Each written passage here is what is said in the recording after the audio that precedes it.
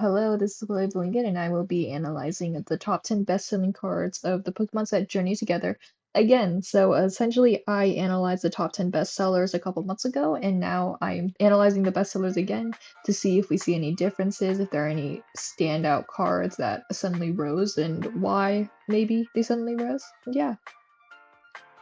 So for this set, for this set, the calculation process back then is the same as it is now, so I'm just gonna really quickly go over it.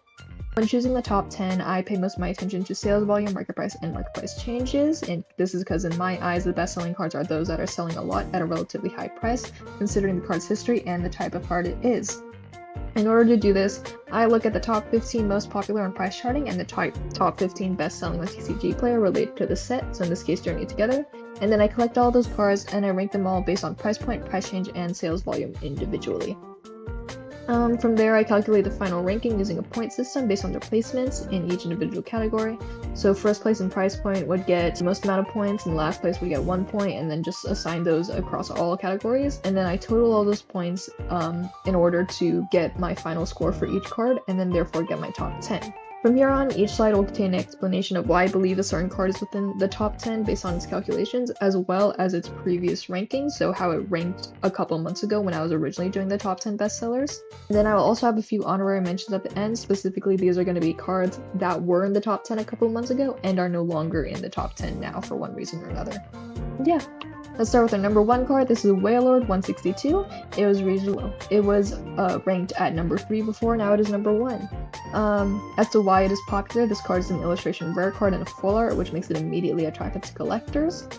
In addition, this is a Wailord card. The sheer scale of Wailord within the Pokemon world makes it well liked among fans due to its large size and its design. And in addition, because of its size and design, the artwork is very appealing. Wailord's size makes for interesting illustrations, and the artwork creates greater appeal with its color palette and how detailed it is in its backgrounds.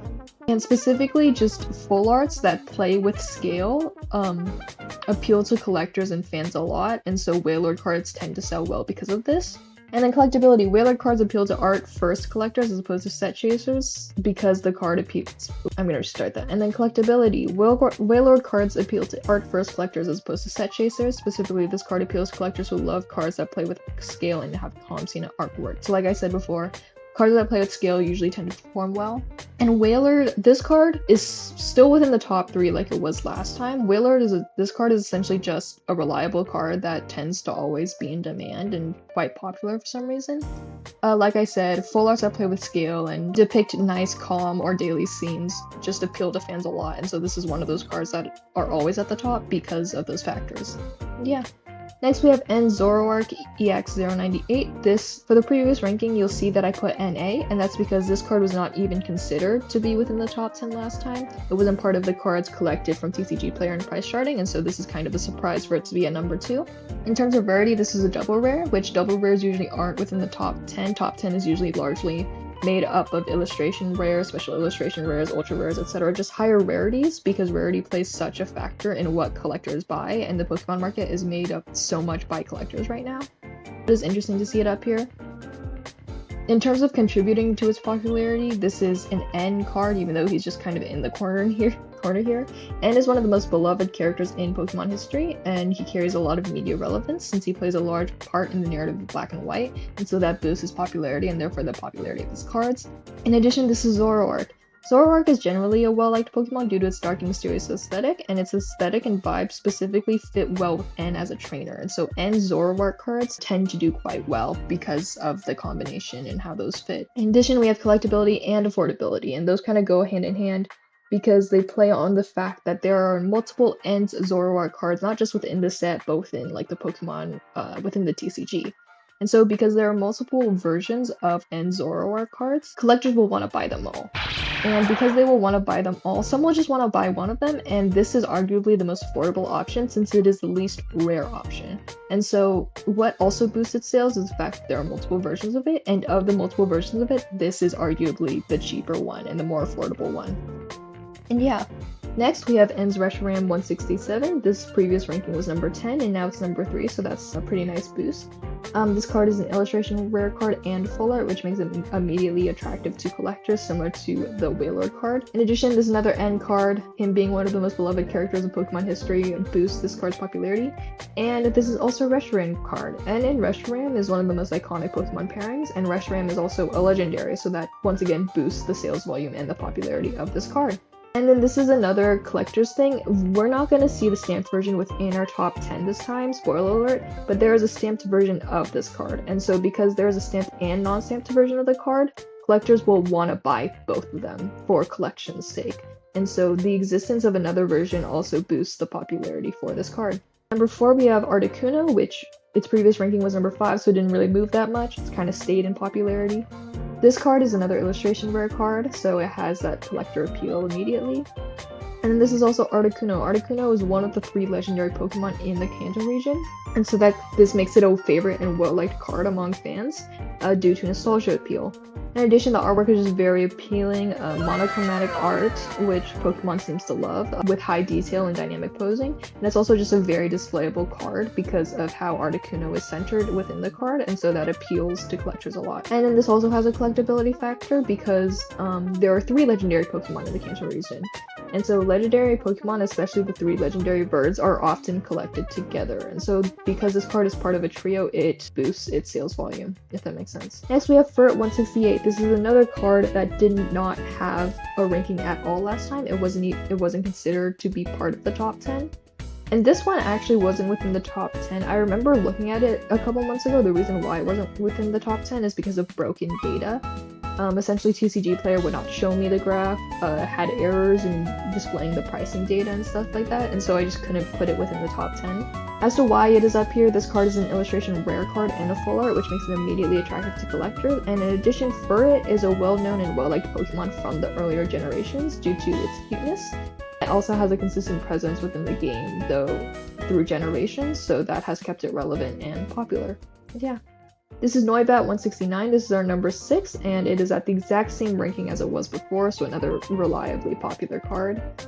This card is an illustration rare card and a full art, which makes it immediately attractive to collectors. And this is Noibat, so due to anime exposure, Noibat is a well-liked Pokemon and has a surprisingly strong fan base. In addition, this is just really nice art of Noibat.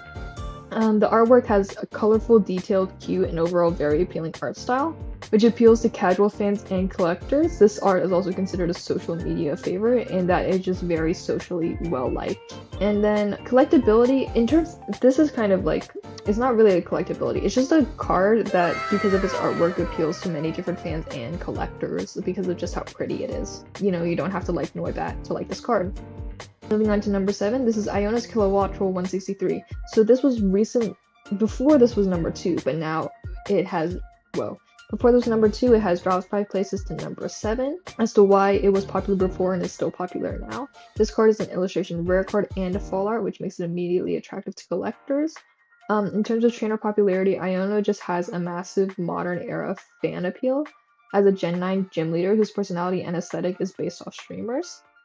And so that boosts the popularity of the card due to the popularity of Iono. And then Kilowattrel is also here. Kilowattrel combined specifically with Iono makes it much more appealable since they are often paired together. And then in terms of artwork, this is just a very unique and cute art style that appeals to more casual collectors. This is also considered the more affordable Iono card in the deck because there is a chase card for Iono in this deck.